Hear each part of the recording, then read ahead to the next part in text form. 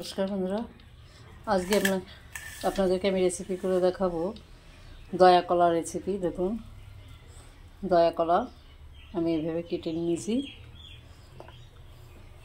আর সাথে কটা আলু দিয়েছি। এই দিয়ে আমি একটা একদম ঘরোয়া সবসময় করে খাওয়া যায়, সবসময় মশলার রেসিপি তো দেখতে ভালো লাগে, সবসময় মশলার তরকারি খেতে ভালো লাগে না, হালকা পাতলা মশলার পরে খাওয়া উপকারও আছে। যাই হোক, আমি আজকে রেসিপিটা একদম হালকা পাতলা মশলার পরে করব।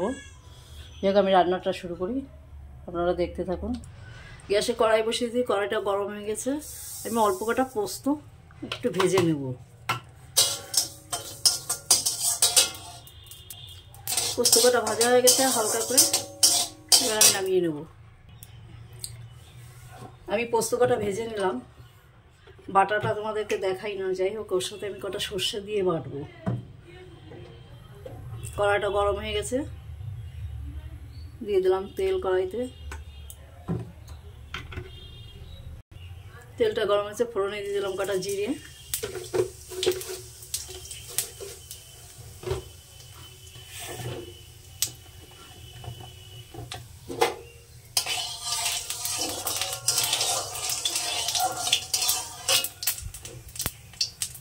সর্বপ্রথম আলু কটা একটু হালকা করে ভেজে নেব, যার জন্য আলু কটা একটু আগে দিলাম।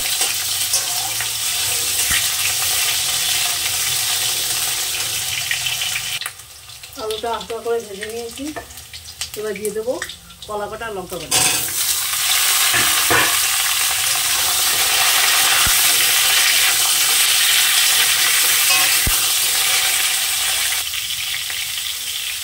স্বাদ মতো লবণ দিয়ে দিলাম।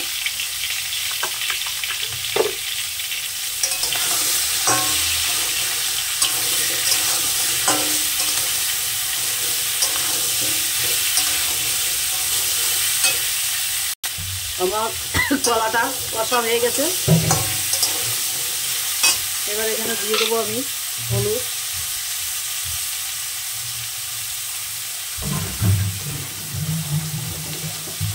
আবার একটু নেড়ে চেড়ে নেব।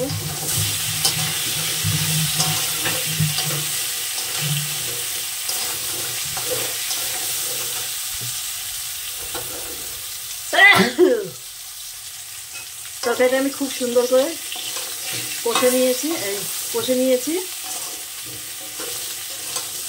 এবার এখানে আমি দিয়ে দেবো পরিমাণ মতন জল।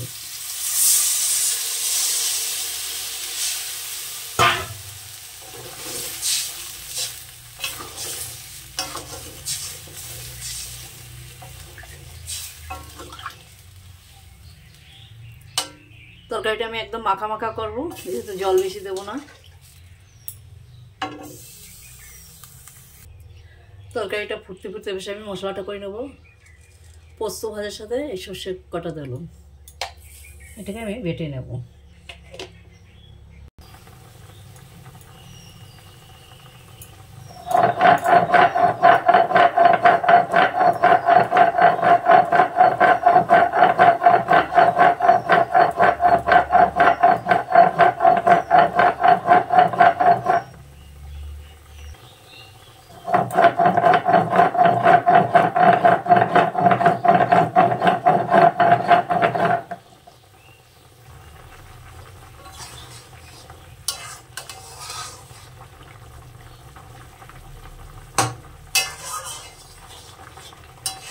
আলুটা আর একটু করবে।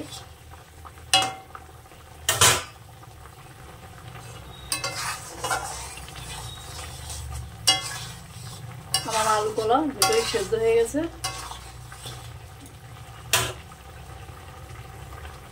এবার আমি এখানে দিয়ে দেবো সেই ভেজে রাখা পোস্ত আর সর্ষে দিয়ে বেটেছি, এটা দিয়ে দেবো।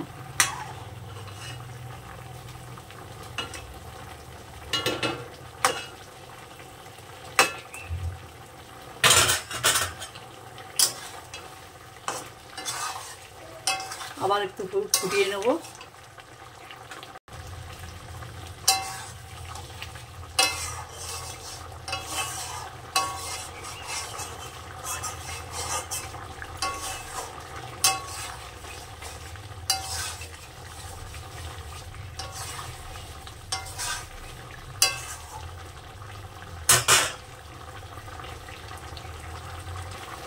তরকারিটা আমার হয়ে গেছে, আমি এবার নামিয়ে নেব।